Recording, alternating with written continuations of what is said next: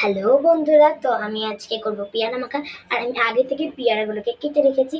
এবারে এগুলো ধুয়ে আমি মশলাটা তৈরি করবো। তার আগে এগুলো ধুয়ে নিচ্ছি। পেয়ারাগুলো তো আমি ধুয়ে নিয়েছি, এবার করবো মশলা।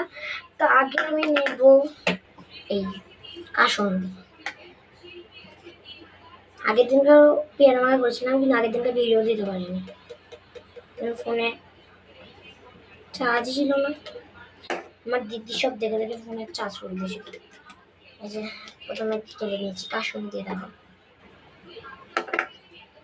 এবার আমি দেবো লবণ। আমার কাছে বিট লবণ নেই, ফুরিয়ে গেছে, আনতে হবে।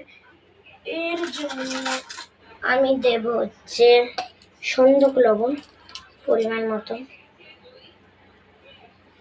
আমি লবণের পরিমাণ কিছু বুঝি না রে বাবা, যতটা জানি ততটাই দিই, যে যা বলে বলতে।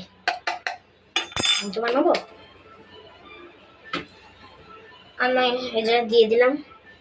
এবার দেবো কটা লেবু পাতা। এই যে, আর আমাদের এই গাছের লেবু পাতা যা সেম, আমি আর কি বলবো। চলো লেবু পাতাগুলো দিয়ে দিই।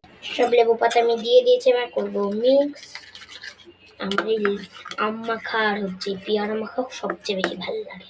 এই যেখানে আমি এখন দিয়ে দেবো, পড়ছেই না, পড়েছে। মাখিয়ে নিচ্ছি আমি এখন, উল্টে পুড়িয়েই যাচ্ছে। ফাইনালি আমার পেয়ারা মাখা রেডি। এবার আমি আমার মাকে টেস্ট করাবো। চলো মা, কেমন খেতে হয়েছে বলো।